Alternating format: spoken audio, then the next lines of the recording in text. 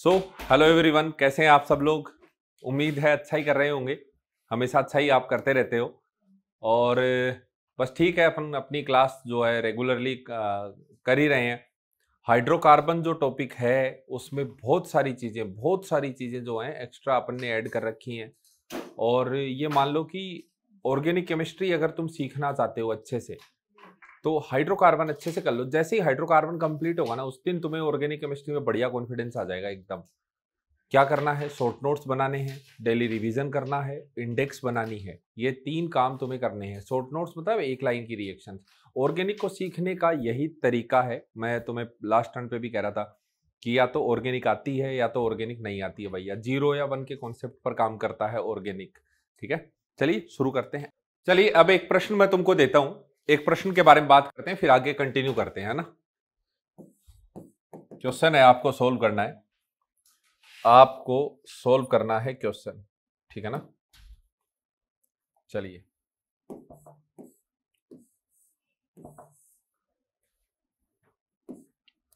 Question solve करिए आप। ये नहीं था, 1 मिनट रुकिए।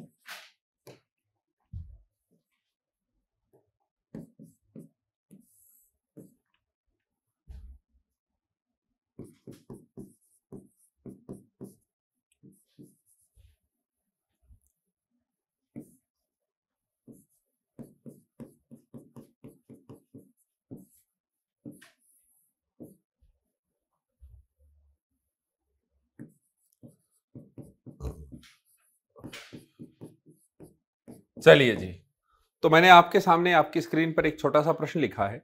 इस प्रश्न को एक बार अच्छे से करने की कोशिश कीजिए, आपको कितना आता है इसमें। ठीक है, तुरंत करने की कोशिश कीजिए, करिए।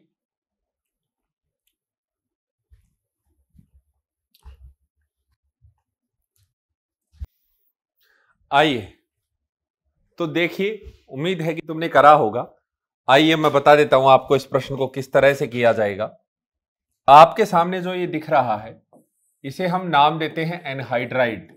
इसे हम क्या नाम देते हैं? एनहाइड्राइड कहते हैं इसको। जब आप इसका हाइड्रोलिसिस करते हो तो ये वाला बॉन्ड कट जाता है, लेस इलेक्ट्रोनेगेटिव की तरफ OH माइनस, मोर इलेक्ट्रोनेगेटिव की तरफ आप H प्लस दे देते हो और आपको कुछ इस तरह का कंपाउंड ये देखने को मिलेगा। आपको ये इस तरह का कंपाउंड, यहां भी कार्बोक्सिलिक एसिड हो जाएगा। एनहाइड्राइड को हाइड्रोलिसिस करने पर कार्बोक्सिलिक एसिड बनता है, इस बात का ध्यान रखिएगा। ये बन गया है। अब हमने इसे क्या कर दिया, हीट कर दिया। ये अल्फा है, ये बीटा है। वैसे देखो तो बीटा कीटो है, वैसे देखो तो 2 कार्बोक्सिलिक एसिड के बीच में 2 कार्बन है। मैंने कहा था 0 या 1 कार्बन हो तो हम CO2 गैस बाहर निकालते हैं, 2 या 3 कार्बन हो तो H2O बाहर निकालते हैं। लेकिन हीटिंग रिक्वायरमेंट के बेसिस पर चर्चा चलती थी और मैं तुम्हें कहता था कि बीटा कीटो एसिड को हीटिंग रिक्वायरमेंट कम होती है, उसको प्रायोरिटी देनी है। तो अब यहां से हीट करने पर हम बीटा कीटो एसिड को प्रायोरिटी देंगे, CO2 गैस बाहर निकल जाएगी और हमारा जो प्रोडक्ट यहां से देखने को मिलेगा वो ये वाला मिल जाएगा। अब हमने इसमें क्या कर रखा है, Pt प्लस H2 कर रखा है। Pt प्लस H2 क्या करता है, डबल बॉन्ड को सिंगल बॉन्ड में कन्वर्ट करने का काम करता है। Pt प्लस H2 क्या करता है, डबल बॉन्ड को सिंगल बॉन्ड में कन्वर्ट करने का काम करता है। और ZnHgHCl क्या करता है बताओ, ZnHgHCl क्या करता है, कार्बोनाइल की मुंडी उड़ा देता है। तो D जो होगा वो हमारा ये होगा और C जो होगा वो हमारा ये होगा। एक साधारण सा सवाल था। हीटिंग इफेक्ट कहीं भी लग सकता है, बहुत ज्यादा इंपॉर्टेंट है। अच्छे से पढ़ लीजिएगा, ध्यान से पढ़ लीजिएगा। आगे मूव करते हैं, लिखिए आप इतना, चलें आगे। आइए देखिए, अब देखो अगली रिएक्शन के बारे में अपन मूव करने वाले हैं। ध्यान से समझना अब आगे क्या हो रहा है। थोड़ी देर अब ध्यान से समझना कि अब क्या करने वाले हैं। देखिए एल्केन जो होता है हमारा, एल्केन, ये है हमारा एल्केन इस तरह से। तो एल्केन जो है यहां पर कोई इलेक्ट्रॉन डेंसिटी कहीं कम ज्यादा तो होती नहीं, सारी कार्बन कार्बन की चेन होती है, all carbon carbon chain present, कोई फंक्शनल ग्रुप नहीं होता, कोई कुछ नहीं होता, यही है। तो हम यहां से कहेंगे कि इलेक्ट्रोनेगेटिविटी डिफरेंस जो है वो होता ही नहीं, electronegativity difference is not present. ध्यान से समझना, इलेक्ट्रोनेगेटिविटी का डिफरेंस प्रेजेंट नहीं है। तो फिर क्या नहीं कर सकते हम ये कहेंगे भैया अगर ऐसा नहीं है तो हेट्रोलिसिस पॉसिबल नहीं है। सो हेट्रोलिसिस इज नॉट पॉसिबल, इसलिए हेट्रोलिसिस पॉसिबल नहीं है, यानी आयन तो बनेंगे ही नहीं, ठीक है ना।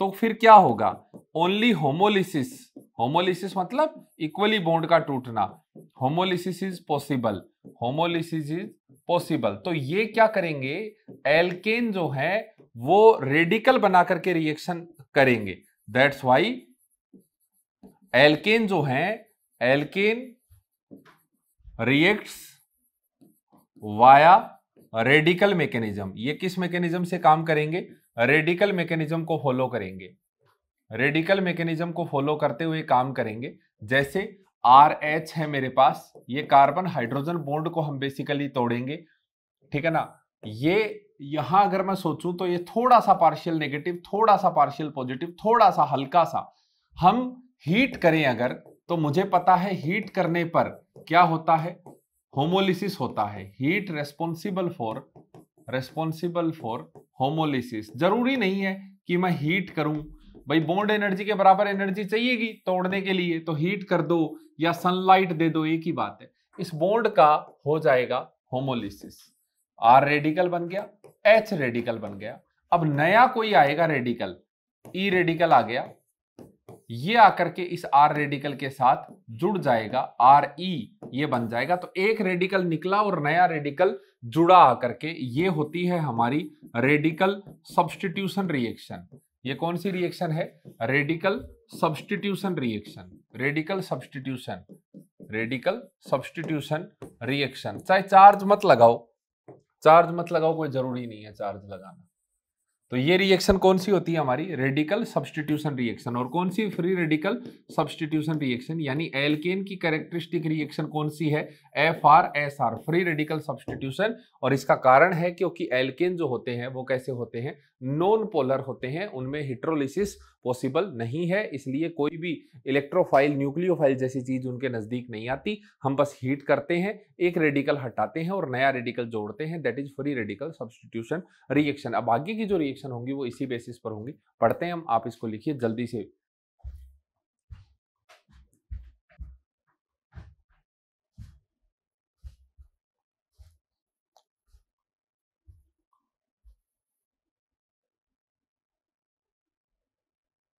ठीक है,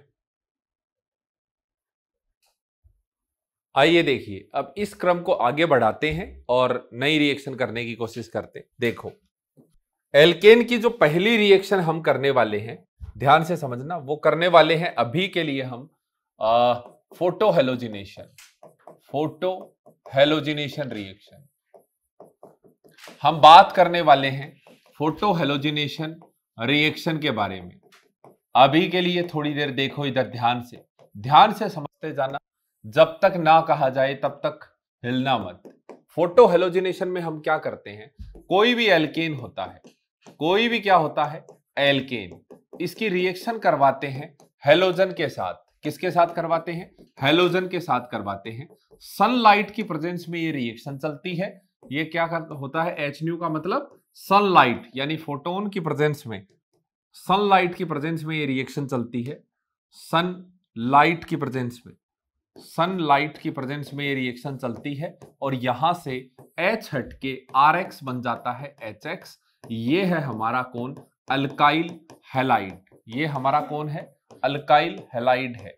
तो इस तरह से हम अल्काइल हैलाइड की फॉर्मेशन करते हैं। तो आपको क्या याद रखना है, जब भी हम किसी नॉर्मल एल्केन की रिएक्शन X2 के साथ, हेलोजन के साथ कराते हैं सनलाइट की प्रेजेंस में, तो मैंने पहले भी बताया था स्टेबल रेडिकल बना करके और ये कर देना। मैकेनिज्म जो चलती है, मैकेनिज्म जो चली via free radical substitution reaction FR-SR से ये चली। देखो कैसे हुआ होगा, प्रोपोज्ड मैकेनिज्म देखो किस तरह से वैज्ञानिकों ने इन्हें बताया कि क्या हुआ होगा। हीट करने पर होमोलिसिस होता है, एक्स एक्स बॉन्ड है, कोई भी हेलोजन F2Cl2 Br2I2 कुछ भी हो सकता है, सनलाइट पड़ी, एक्स रेडिकल बन गया, एक्स रेडिकल बना। ये एक्स रेडिकल जो है ये तो हुआ हमारा चेन इनिशिएशन स्टेप, फिर एक्स रेडिकल जो है वो RH के साथ गया अटैक करने, तो रेडिकल है वो दूसरा रेडिकल बनाएगा। अब आप देखो एक बन गया R रेडिकल, एक बन गया H रेडिकल। इन दोनों में से कम स्टेबल कौन है? छोटे साइज पर चार्ज, ये कम स्टेबल है तो H, ये तो बन गया HX और यहां से R रेडिकल फ्री हो गया। अब ये R रेडिकल क्या करेगा? X2 के पास जाएगा, एक X ले लेगा और RH बना देगा, X रेडिकल फ्री हो गया। अगेन अब X रेडिकल RH के पास जाएगा, R रेडिकल बनाएगा, R रेडिकल RH बनाएगा, फिर X रेडिकल एल्केन को, इस तरह से सारा का सारा एल्केन अल्काइल हैलाइड में कन्वर्ट हो जाता है। और लास्ट में जो टर्मिनेशन स्टेप आता है, जो लास्ट में टर्मिनेशन स्टेप आता है, उस टर्मिनेशन स्टेप में जितने भी रेडिकल हैं, इस टर्मिनेशन स्टेप में सारे आपस में X रेडिकल R रेडिकल के साथ कंबाइन कर जाएगा, X रेडिकल X रेडिकल के साथ कंबाइन कर जाएगा, R रेडिकल R रेडिकल के जितने भी पॉसिबल कॉम्बो आप बना सकते हो वो सारे कॉम्बिनेशन लास्ट में टर्मिनेशन स्टेप के दौरान चलते रहते हैं। ये रेडिकल जब दूसरा रेडिकल जनरेट करता है, यही रिएक्शन का रेट डिटरमिनिंग स्टेप होता है when radical generate another radical. अगर ये RDS है तो देखो इसकी तो अटैकिंग कैपेसिटी, RDS में ये तो अटैकिंग स्पीसीज हुआ, तो ये जितना ज्यादा अटैक करेगा उतनी ज्यादा रिएक्शन तेज गति से होगी।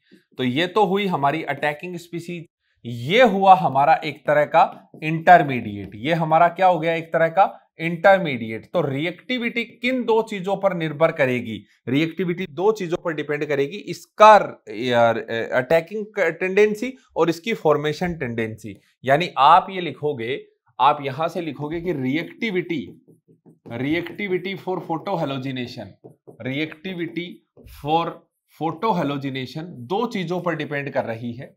हेलोजिनेशन दो चीजों पर डिपेंड करेगी, पहला इलेक्ट्रोफिलिसिटी या वो जो एक्स रेडिकल गया अटैकिंग टेंडेंसी मान लो, या रिएक्टिविटी बोल दो, कुछ ही बोल दो, इलेक्ट्रोफाइल बोलना तो उचित नहीं रहेगा, रिएक्टिविटी बोल दो, रिएक्टिविटी ऑफ एक्स रेडिकल। और आप रिएक्टिविटी के लिए लिखते हो that is inversely proportional to stability, ये जितना कम स्टेबल होगा उतना ज्यादा अटैक करेगा। तो आप यहां से लिखोगे कि अगर अटैकिंग स्पीसीज F रेडिकल हुआ तो वो लीस्ट स्टेबल है। स्टेबिलिटी का ऑर्डर अगर आप करो तो छोटे साइज पर चार्ज, मोस्ट इलेक्ट्रोनेगेटिव पर रेडिकल, सबसे लीस्ट स्टेबल, ये लीजिए ये स्टेबिलिटी का ऑर्डर है। तो जो रिएक्टिविटी का ऑर्डर होगा, वो बिल्कुल इसका जस्ट अपोजिट, F रेडिकल सबसे ज्यादा रिएक्टिव है, फिर Cl रेडिकल है, फिर Br रेडिकल है और फिर I रेडिकल है। और क्या बन रहा था? R रेडिकल बन रहा था। दूसरा रिएक्टिविटी दो चीजों पर डिपेंड करती थी, तो पहला तो ये हो गया हमारा। अब दूसरा जो फैक्टर लगेगा यहां से महत्वपूर्ण, second factor is stability of R radical. दूसरा कौन सा लगेगा? Stability of R radical. अब R रेडिकल कितने टाइप के? जैसे 3 डिग्री जनरली, फिर 2 डिग्री, फिर 1 डिग्री, फिर आपका आता है मिथाइल। तो इन सब चीजों पर डिपेंड करेगी हमारी रेट ऑफ रिएक्शन। अब एक दो चीजें और देखो इसमें, जैसे कि मान लो, समझते जाना आप ध्यान से, जैसे मान लो कि CH4 की रिएक्शन X2 सनलाइट के साथ करवाई मैंने और बन गया CH3X। अब नया मोल X2 सनलाइट आ रहा है, अब X2 सनलाइट जनरेट करके दे देगा X रेडिकल। तो कोई जरूरी तो नहीं है कि X रेडिकल इसी के साथ, इसी के ऊपर अटैक करे, क्योंकि कंटेनर में तो दोनों ही स्पीसीज है। तो X रेडिकल की प्रोबेबिलिटी है कि वो यहां भी अटैक कर सकता है। अगर यहां अटैक कर दिया तो ये डाई हैलोजन बन जाएगा। फिर अब तो 3 स्पीसीज हो गई कंटेनर में, 1 number species, 2 number species, 3 number species. नया मैंने कॉम्बिनेशन लिया X2 सनलाइट, जिसने मुझे X रेडिकल जनरेट करके दिया। जरूरी थोड़ी है ये यहीं अटैक करे, ये यहां भी कर सकता है और ये यहां भी कर सकता है। अगर इसने यहां अटैक कर दिया तो ट्रिपल हैलोजन, ये वाला बन गया ट्राई हैलाइड। इस तरह से रिएक्शन चलती जाती है। और आप कहते हो कि भैया आप मोनोहेलोजिनेटेड प्रोडक्ट नहीं बना सकते, आप ये चाहते हो कि भैया मैं केवल यही बना दूं, तो ये पॉसिबल नहीं है।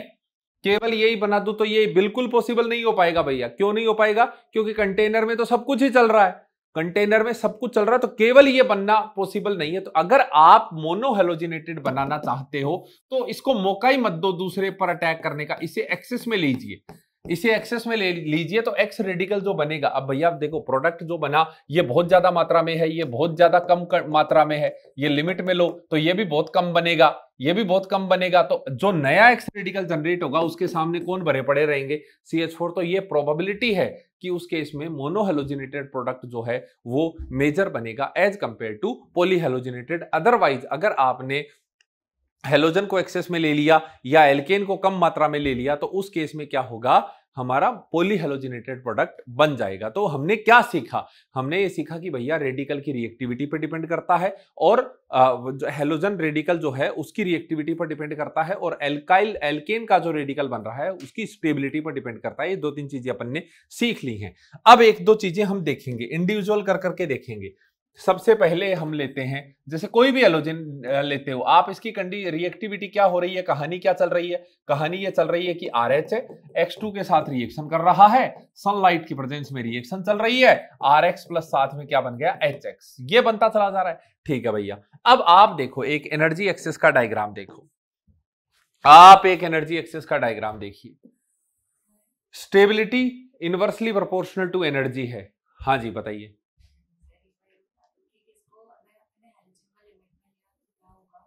लिखवाएंगे। हाँ आओ देखो, ये एनर्जी एक्सेस है मेरे पास, ठीक है ना।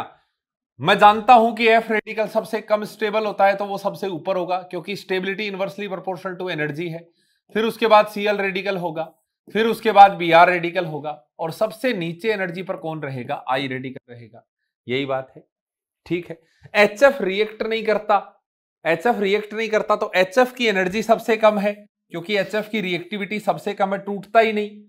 फिर उसके बाद HCl, फिर उसके बाद HBr, और फिर उसके बाद HI। अब आप देखिए कि जब आप F रेडिकल से HF बनाओगे तो इतनी हाई एनर्जी से कूद के आप नीचे आओगे, तो ये क्या हो जाएगा? Highly exothermic reaction. Highly exothermic reaction, बहुत ज्यादा एक्सोथर्मिक रिएक्शन हो जाएगी भैया, ये फट जाएगा सब कुछ। हाईली एक्सोथर्मिक रिएक्शन, इसलिए फ्लोरिनेशन करवाते नहीं है, बहुत ज्यादा एनर्जी रिलीज होती है, परखच्चे उड़ जाते हैं टेस्ट ट्यूब के। Cl की बात करें अगर ये, तो यहां भी ज्यादा एनर्जी रिलीज हो रही है, तो इसे लिमिटेड सनलाइट में, अंधेरे में कराते हैं इसको, डार्क या शैडो या लिमिटेड सनलाइट। भैया थोड़ी सी हल्की सी रोशनी दिखानी है, लिमिटेड सनलाइट की प्रेजेंस में इस रिएक्शन को प्रोसीड करवाया जाता है। और ब्रोमिनेशन एक्सोथर्मिक है लेकिन ठीक ठाक है, उतना भी नहीं है। आयोडीनेशन तो लगभग बराबर सी एनर्जी है। आई रेडिकल जो वो इतना ज्यादा स्टेबल है कि अटैक ही नहीं करता, जाके जबरदस्ती कराना पड़ता है इसको अटैक, कर भाई इसकी रिएक्टिविटी बढ़ानी पड़ती है, एनर्जी बढ़ानी पड़ती है, तब जाकर के अटैक करता है। तो ये तो एंडोथर्मिक की रिएक्शन हो गई, ये रिएक्शन तो कैसी हो गई? एंडोथर्मिक ही हो गई, एंडोथर्मिक। तो सबसे पहले अगर अपन बात करें फ्लोरिनेशन के बारे में, F2 सनलाइट ये इतना ज्यादा रिएक्टिव है कि कार्बन बॉन्ड टूट जाते हैं, इतनी ज्यादा एनर्जी रिलीज होती है कि बॉन्ड टूट जाते हैं भैया, कार्बन कार्बन बॉन्ड टूट गए, कुछ भी कर देता है, कुछ भी, हर जगह फ्लोरीन लग जाएगा। मोनो हेलोजिनेटेड की तो चर्चा ही दूसरी है। अगर मान लो मैंने ये ले रखा है तो कार्बन कार्बन बॉन्ड कट जाएंगे, इतनी ज्यादा एनर्जी रिलीज होती है, जहां जो फ्लोरीन नजर आएगा वहीं जाकर के अटैक कर देगा, रेडिकल के स्टेबल बनने का इंतजार नहीं करता, जहां पे IH दिखा वहीं से H निकालेगा। कोई भी इसके ऐसा नहीं है कि मैं स्टेबल रेडिकल बनने का इंतजार करूंगा, सबस्ट्रेट दिखा H छीन लेगा उससे। तो फ्लोरिनेशन कराते ही नहीं है। दूसरा कहानी है हमारी आयोडीनेशन की, ये और बड़ा रोचक है। दोनों ईस्ट और वेस्ट है, दोनों अपोजिट है। जब आप I2 से सनलाइट डाल करके आई रेडिकल बना लोगे, ये आई रेडिकल कहेगा मैं अटैक ही नहीं करूंगा, ये मोस्ट स्टेबल हो गया, कहेगा मैं अटैक ही नहीं करूंगा, मैं स्टेबल हूं, मैं क्यों जाऊं, क्यों दिमाग खराब करूं मेरा, अटैक ही नहीं करेगा। मान लो भूले भटके कर भी दिया, मान लो कि भूले भटके कर भी दिया, तो देखो जरा ध्यान से, आई रेडिकल ने अटैक कर दिया, आर रेडिकल प्लस HI बना साथ में, आर रेडिकल प्लस क्या बना साथ में? HI। और आप देखो ये जो HI है ये रिड्यूसिंग एजेंट होता है, HI क्या होता है? Reducing agent. क्या ये रिड्यूसिंग एजेंट है? बिल्कुल ये एक रिड्यूसिंग एजेंट है। ये इस रिएक्शन को रिड्यूस कर देगा, रिएक्शन पीछे के पीछे चली जाएगी, इक्विलिब्रियम पर होती है, रिएक्शन आगे आती ही नहीं। तो अगर तुम इस रिएक्शन को आगे लाना चाहते हो, अगर इस रिएक्शन को तुम चाहते हो कि आगे की तरफ मूव करे, तो हमें क्या करना पड़ेगा? इक्विलिब्रियम के कॉन्सेप्ट को फॉलो करना पड़ेगा। ली चैटेलियर साहब का प्रिंसिपल कि प्रोडक्ट कंसंट्रेशन घटती है तो इक्विलिब्रियम आगे की तरफ जाता है। इस HI को हटाओ यहां से। इस HI को हटाने के लिए यहां पर आपको कोई ऑक्सीडाइजिंग एजेंट डालना पड़ेगा। यहां पर कोई ऑक्सीडाइजिंग एजेंट डाल दीजिए, जैसे कि आपने HNO3 डाल दिया, वो इसको ऑक्सीडाइज कर देगा, HI हटेगा यहां से। HI जैसे ही हटेगा इक्विलिब्रियम आगे भागने लगेगा। तो तुम क्या सीखे? तुम ये सीखे कि फ्लोरीन में तो रिस्क लेंगे ही नहीं। तुम क्या सीखे? फ्लोरीन में तो रिस्क लेंगे ही नहीं भैया, वो तो पागल हो जाता है अगर मैंने फ्लोरीन की रिएक्शन करा दी तो। क्लोरीनेशन में अगर रिस्क लेना सॉरी आयोडीनेशन, क्लोरीनेशन की चर्चा बाद में करेंगे। आयोडीनेशन की चर्चा करना चाहते हो तो एंडोथर्मिक रिएक्शन होती है, तुम्हें हीट देनी पड़ेगी, क्योंकि आई रेडिकल कहेगा मैं अटैक ही नहीं करूंगा, आई रेडिकल कहेगा मैं अटैक ही नहीं करूंगा, आराम से जाएगा धीरे धीरे धीरे धीरे, क्योंकि स्टेबल है भैया, जरूरत नहीं है उसको अटैक करने की। अंबानी उसको पैसा कमाने की जरूरत नहीं है, तो आई रेडिकल स्टेबल है भैया, ठीक है ना। अब HI बना, अब रिएक्शन नहीं तुम चाहते हो, नहीं मैं तो कराऊंगा, कराओ भैया।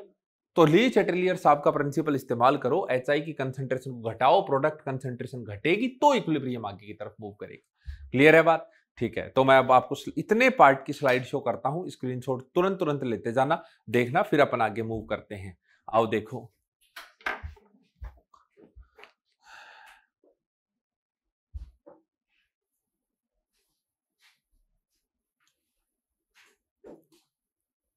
आओ देखो। तो फ्री रेडिकल सब्स्टिट्यूशन रिएक्शन की चर्चा चल रही थी। एल्केन आर नॉन पोलर होते हैं, so they show non polar और free radical mechanism. Free radical mechanism करेंगे। Characteristic reaction of alkane is FR-SR। सबसे पहली रिएक्शन हमने हैलोजिनेशन देख ली। क्या करते हैं? RH की रिएक्शन H2 के साथ सनलाइट की प्रेजेंस में कराते हैं, तो RH बनेगा, साथ में HX, चेन अलग अलग में, पहले चेन इनिशिएट होगा, सनलाइट इतनी ज्यादा होनी चाहिए कि बॉन्ड एनर्जी के से ज्यादा हो जाए, जिससे बॉन्ड टूट जाएगा। फिर चेन प्रोपेगेशन होती है, when radical generate another radical, that is the RDS। ये चलती चली जाती है और फिर टर्मिनेशन स्टेप में सारे जुड़ जाते हैं। जल्दी से स्क्रीनशॉट लीजिए, फिर अपन आगे मूव करेंगे। चलिए जी, अब देखो, फोटो हेलोजिनेशन प्रोसेस एक पोली हेलोजिनेटेड प्रोडक्ट है, क्योंकि इससे जरूरी नहीं है मोनो हेलोजिनेटेड बने, ये मैंने बता दिया आपको। कई सारे हो सकता है वो उस पर अटैक कर दे, तो आप रोक नहीं सकते रिएक्शन को। तो अगर आप इसे रोकना चाहते हो, so to get mono halogenated product we use alkane in excess. Excess amount में आपको एल्केन लेनी पड़ेगी टू इंक्रीज कोलिजन, कि आपका एक्स रेडिकल जाए और जाकर के उसको दिखे ही कौन, एल्केन दिखे, उसी के ऊपर अटैक करे। लीजिए आप स्क्रीनशॉट लीजिए, फिर आगे चलते हैं।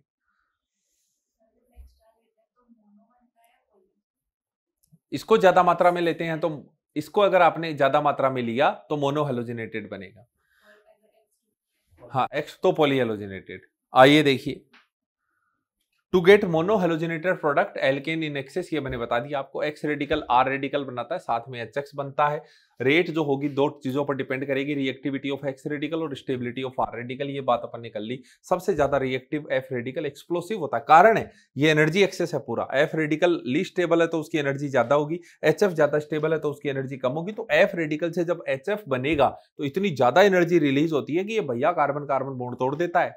और ये आई रेडिकल जो है ये एंडोथर्मिक रिएक्शन होती है, ध्यान रखिएगा,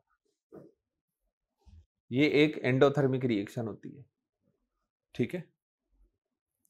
चलिए, सबसे पहली रिएक्शन अपन ने देखी आयोडीनेशन। आयोडीनेशन एक रिवर्जिबल प्रोसेस है। क्यों? क्योंकि जो HI बनेगा वो एक स्ट्रॉन्ग रिड्यूसिंग एजेंट, एंडोथर्मिक और रिवर्जिबल। तो अगर आप रिएक्शन को फॉरवर्ड डायरेक्शन में ले जाना चाहते हो तो ऑक्सीडाइजिंग एजेंट आपको डालना पड़ेगा। फ्लोरिनेशन की अगर चर्चा करें तो फ्लोरिनेशन एक्सप्लोसिव होता है, जहां जगह मिलेगी वहीं जुड़ जाएगा, जाके कार्बन कार्बन बॉन्ड काट देगा, कुछ भी कर देगा, इतनी ज्यादा एनर्जी रिलीज होती है। तो it is all about iodination and fluorination. Screenshot लीजिए, फिर क्लोरिनेशन और ब्रोमिनेशन, वो इंपॉर्टेंट है, वो करना है, जल्दी लीजिए। सबसे पहला प्रश्न तो यही होता है कि प्रोडक्ट कितने बनेंगे, ठीक है। वापस करना पड़ेगा यार, 2 बार म्यूट हो गया। आओ देखो, आज अपन बात करेंगे क्लोरीनेशन के बारे में। क्लोरीनेशन के बारे में बात करते हैं। तो जैसे मेरे पास सबसे पहला प्रश्न जो पूछा जाता है कि इन द गिवन सबस्ट्रेट, पहला प्रश्न जो पूछा जाता है, given substrate how many monochloro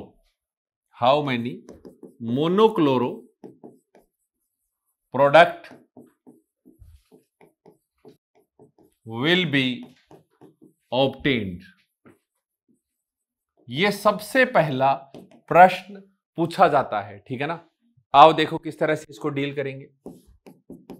जैसे मुझे ये दे दिया गया, ये मुझे एक सबस्ट्रेट दे दिया गया है, ये मुझे एक सबस्ट्रेट दे दिया गया है। आइए देखिए, अब मुझे यहां दिया गया कि Cl2 सनलाइट करा अपन ने, तो कितने कितने प्रोडक्ट, तो देखो कैसे करना है। ये दोनों जगह मैं क्लोरीन जोड़ू, ये दोनों एक ही तरह के प्रोडक्ट बनेंगे। यहां पे मैं जोड़ू अलग बनेगा, यहां पे मैं जोड़ू थोड़ा और अलग बनेगा, यहां पे मैं जोड़ू तो अलग बनेगा। तो अगर मैं नॉर्मली सोचूं तो मेरे पास कितने प्रोडक्ट मुझे देखने को मिल रहे हैं? अगर मैं नॉर्मली सोचूं तो 4 प्रोडक्ट मुझे देखने को मिल रहे हैं। अगर मैं नॉर्मली सोचूं तो मुझे कितने प्रोडक्ट देखने को मिल रहे हैं? 4 प्रोडक्ट देखने को मिल रहे हैं। अगर मैं नॉर्मली सोचूं तो मुझे 4 प्रोडक्ट देखने को मिल रहे हैं। 2 ये, फिर उसके बाद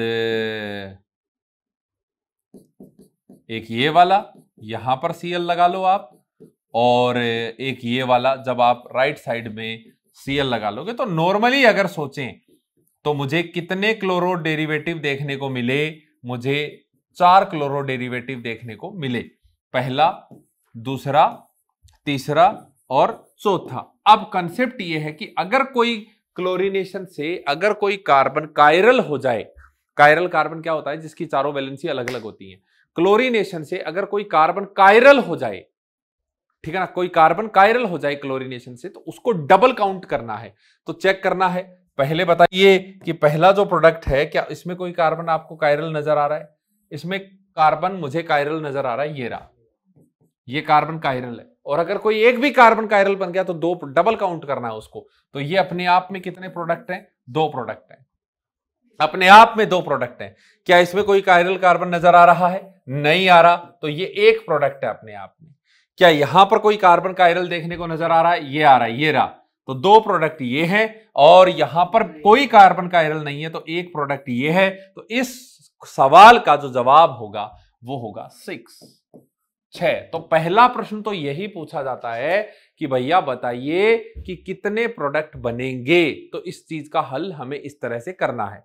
अब दूसरा प्रश्न, इसी चीज को आगे बढ़ा दिया जाता है कि कितने प्रोडक्ट बनेंगे। पहला तो ये हो गया कि भैया कितने प्रोडक्ट बनेंगे। अब इसी प्रश्न को आगे देखिए कैसे बढ़ाया जाता है। And calculate their percentage, calculate their percentage, उनकी परसेंटेज भी कैलकुलेट करो, यह बता दिया जाता है।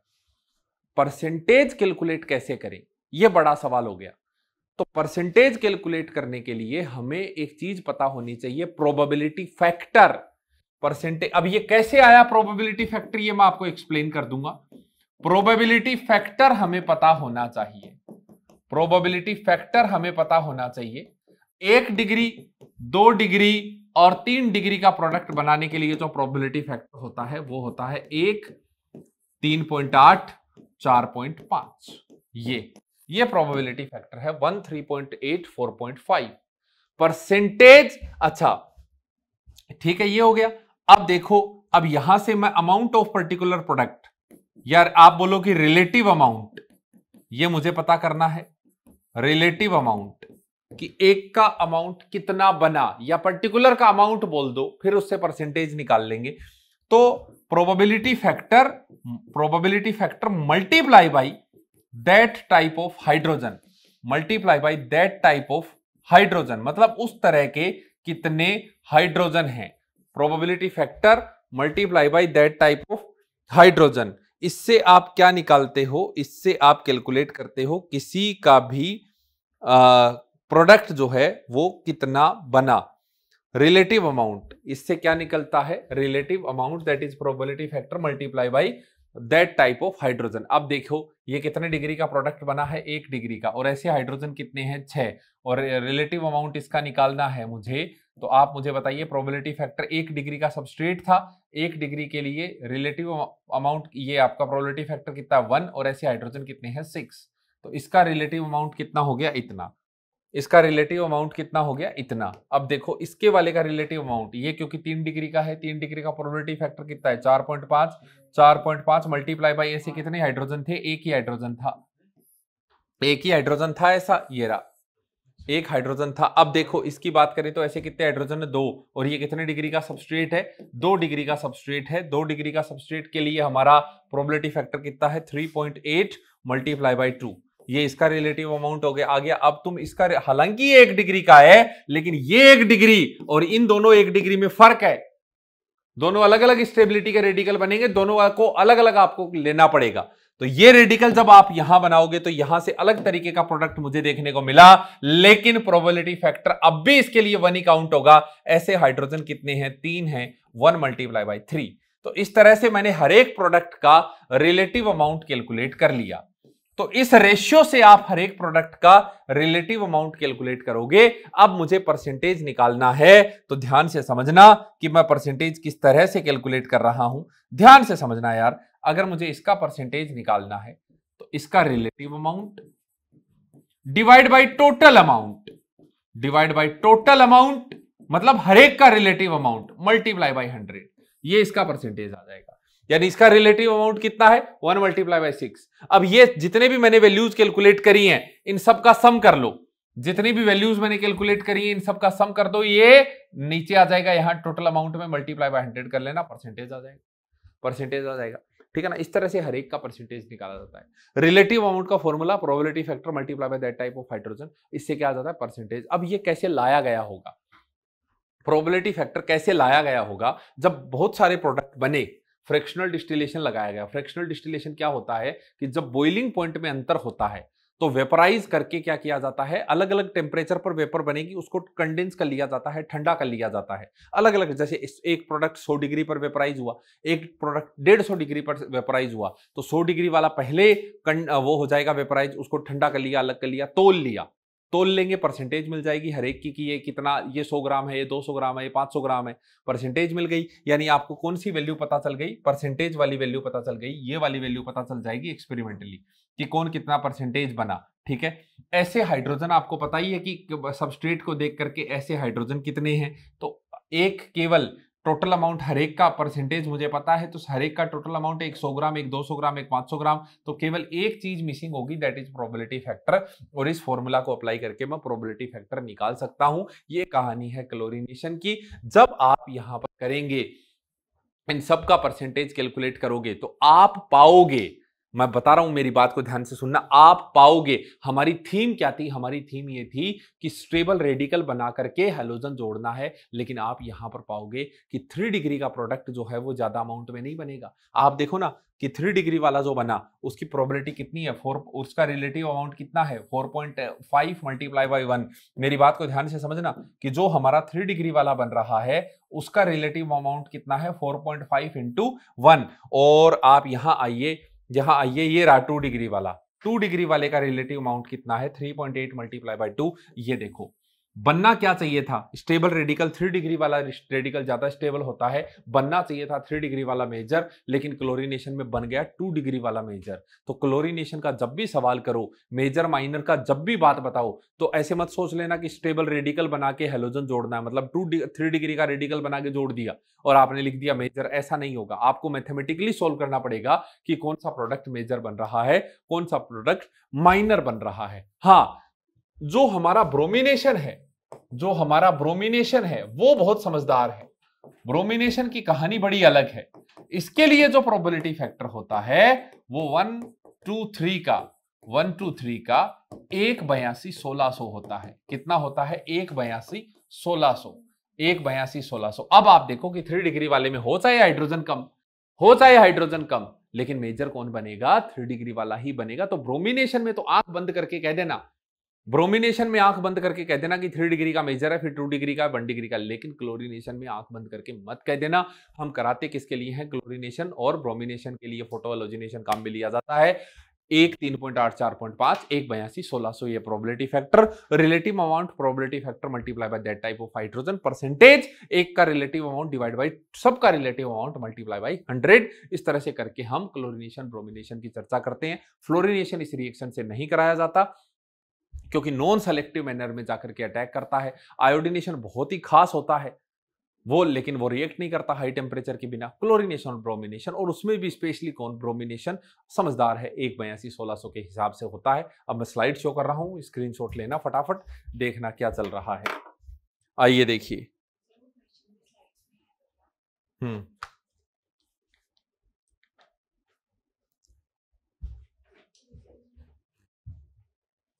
आइए देखिए क्लोरीनेशन आपके सामने क्लोरीनेशन मैं आपको एक्सप्लेन कर देता हूं एक बार। It is an exothermic process, ये एक एक्सोथर्मिक प्रोसेस है। All possible product get formed in sufficient quantity and fractional distillation can be applied. सारे प्रोडक्ट सफिशिएंट क्वांटिटी में बनते हैं, फ्रैक्शनल डिस्टिलेशन बिना पूछे आप अप्लाई कर सकते हो। चेन ब्रेकिंग ऑब्जर्व नहीं होता क्योंकि उतना ज्यादा भी एक्सोथर्मिक नहीं है जितना फ्लोरीन था। Probability factor 1 3.8 4.5। फ्लोरीनेशन के लिए 1:1, उसके कोई मान धर्म नहीं है। 1 डिग्री वाले के साथ कर रहा है कि 2 डिग्री वाले के साथ कर रहा है कि 3 डिग्री वाले, उसको कोई मतलब नहीं है। वो जो सामने आएगा फ्लोरीनेशन नॉन सेलेक्टिव मैनर में रिएक्ट करता है। ये 1 3.8 4.5। तो पहला तो यही है कि कितने प्रोडक्ट बनेंगे, तो ये देख लेना कितने प्रोडक्ट बनेंगे वो मैंने तुमको बता दिया।